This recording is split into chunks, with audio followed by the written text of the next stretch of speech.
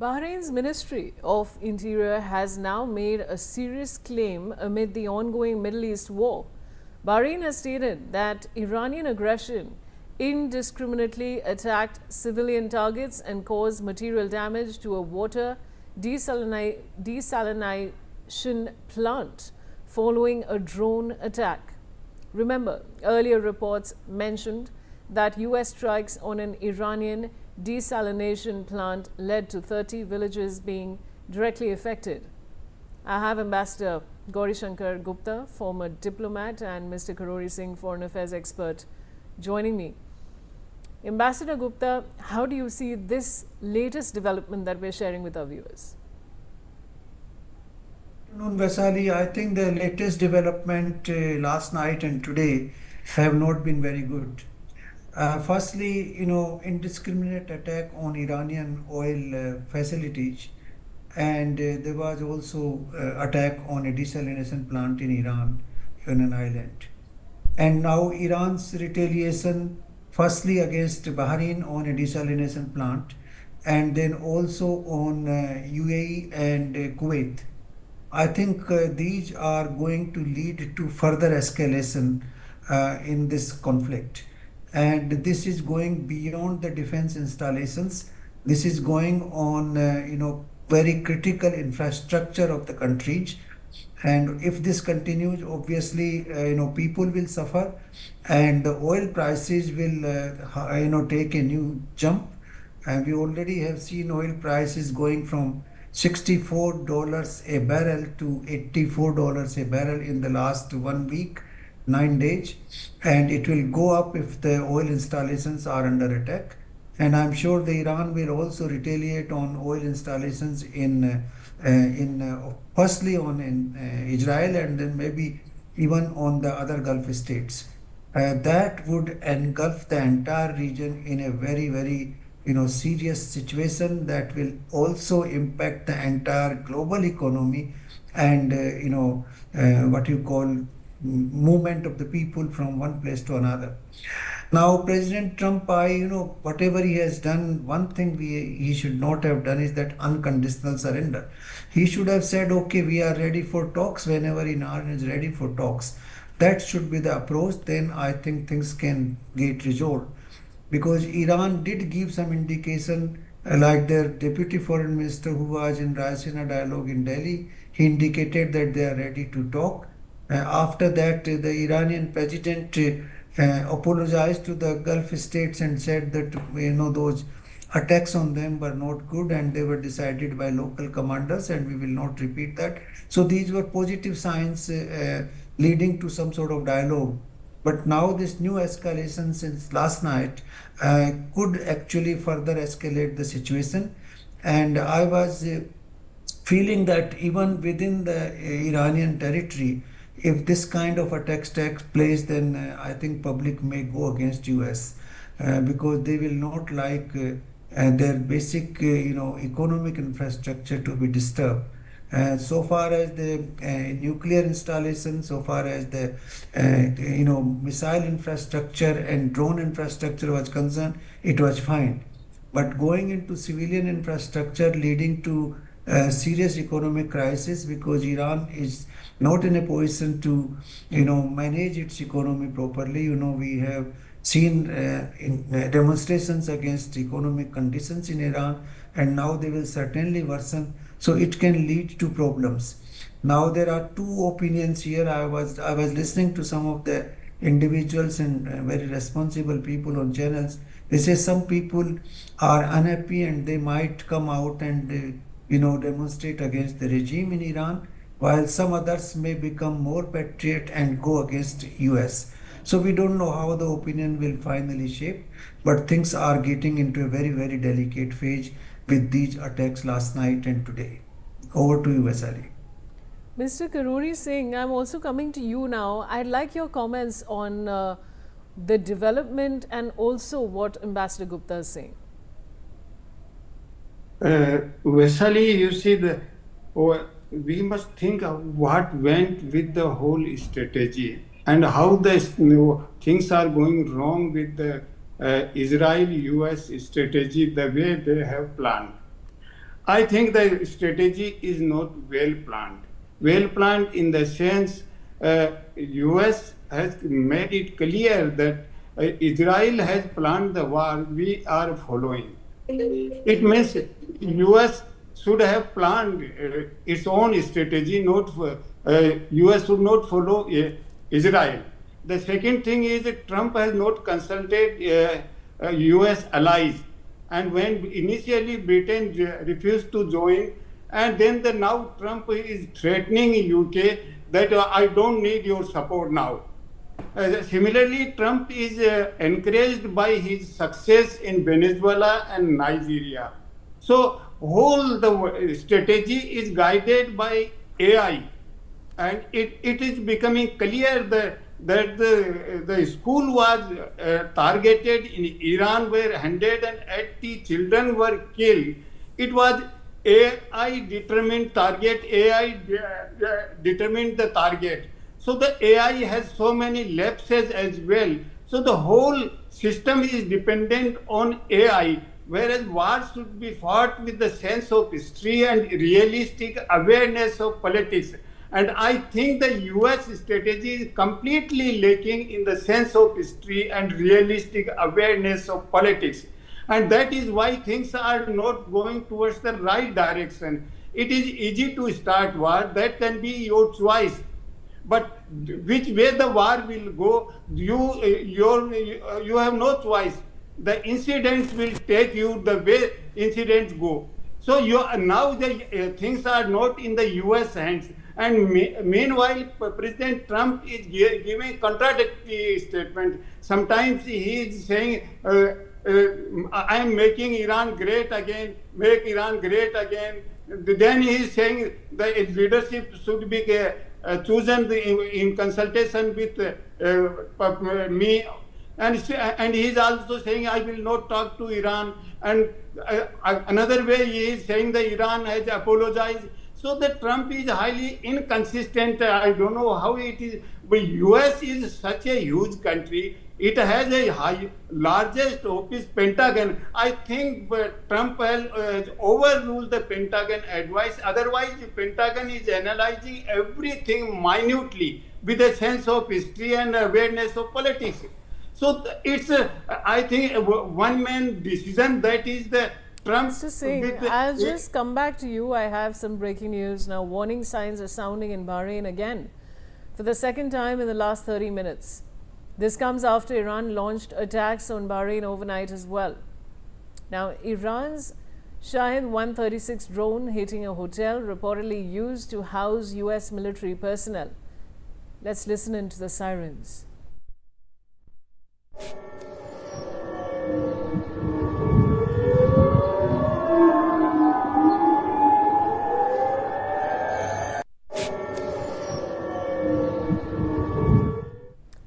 Ambassador Gupta, sirens in Bahrain again. The situation is getting from bad to worse.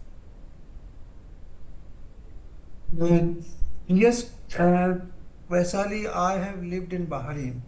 It's a very small territory and it has majority Shia population. So there is some support for that country. But at the same time, Bahrain is very, I would say, delicately placed in the entire process. It's a very small country. Any attack on any installation could cripple the entire country. Now they are, of course, they are saying that we are not targeting anything in Bahrain, but targeting something to do with US. Now that could be a pretext to target a hotel in Bahrain. I think Iran will use these kind of arguments now, because since the president of Iran has said that we are not targeting any of the Gulf countries, they will target only the US, targets in these countries. So this is the pretext they are using, but I don't think the US army personnel or military personnel are based in Iran in these hotels. They have already been evacuated, most of them from the region after the attack on Iran. And as you know, some of these US bases have been attacked. So obviously they have been evacuated and people have left. So I don't know whether this is actually true. This will come clear in the next few days, whether the attack was on US personnel or whether it was just on the hotel infrastructure. I think I have a feeling that civilian targets are going to come under attack from both sides now onwards, and that would be very, very disastrous for the entire region.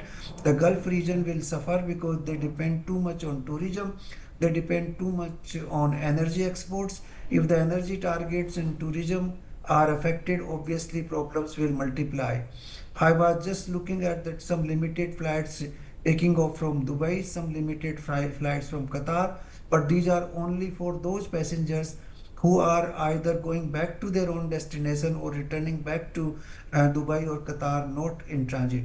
So obviously the air, space is very, very, restricted only for very limited personnel. Things are not in good shape as of now, but I believe and I hope that the two sides will come together, sit for the talks. I think US should soften its approach and should not say that we, you surrender completely. They should say, okay, we are willing to talk if you are ready to talk. I think that should be the approach. Then many, things can be resolved. I'm sure some mediators will come into place. India is one of them. India can play a good role in this process because we have goodwill from both Tehran as well as from Washington and Israel. So that puts India in a good place, and I'm sure our authorities must be talking on this issue, particularly when many leaders have come to Delhi for Raisina dialogue. So let us hope that something will work out. China also seems to be pitching in somewhere, and if the India and China comes together on this issue, I think it's in our interest to see that the escalation stops. Right, Ambassador Gupta. Now, viewers, reports from across Iran describe another day of widespread strikes hammering IRGC, police and military sites. In Isfahan, IRGC headquarters, police command centers and besieged facilities were all hit. Far to the south, Bushehr took heavy bombardment, targeting air and naval bases, along with multiple military complexes. QOM's Safai district was also hit early in the morning, while in Bandar Abbas, residents say missiles have been slamming into military sites on the western edge of the city since dawn. In both Tehran and Tabriz, reports say regime forces have begun occupying schools and universities as improvised bases, a sign of how rattled and stretched the system has become as strikes roll across the country. And with that, I want to go across to Mr. Karori Singh, who's a foreign affairs expert. Mr. Karori Singh, as we can see, as we've been discussing throughout, tensions are now escalating, and widespread strikes across Iran, hammering IRGC police and military sites. How do you see this unfolding in the coming few days? You see, it's not unexpected. And I wish my friend Guptaji's optimism stands and optimism comes true. But right at the moment, it seems very difficult to start any dialogue between US and Iran. Because Israel is not involved. It's a dialogue between US and Iran. Then the Israel may come in the picture. Otherwise, there is no possibility of any dialogue between Iran and Israel. The second important thing is, in Iran, I don't think there is any integrated central command which can govern the attacks and missile attacks on different parts of the Middle Eastern countries.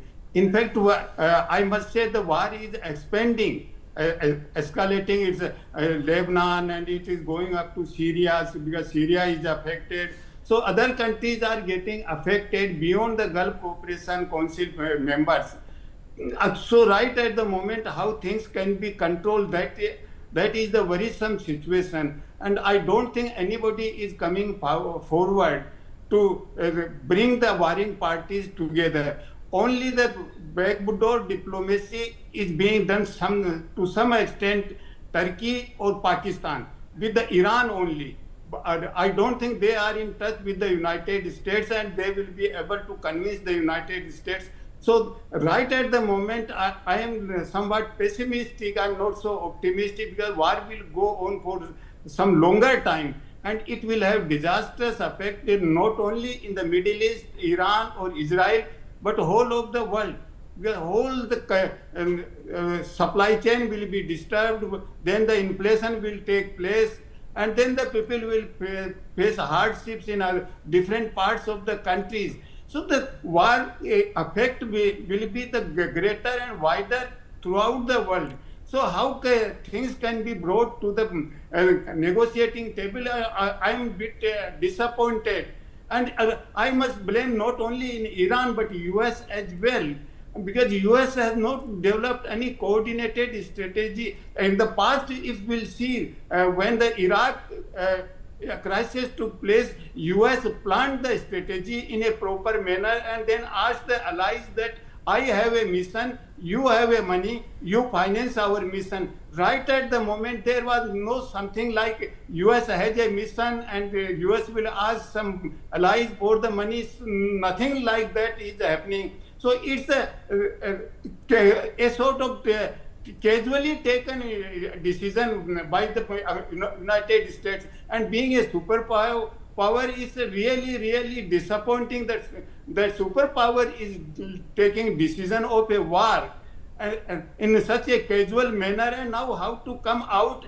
is not in the hands of United States alone.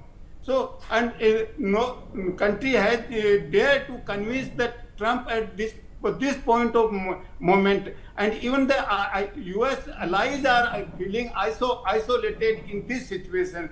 So I think it will accelerate further, because in Iran there is no central command authority.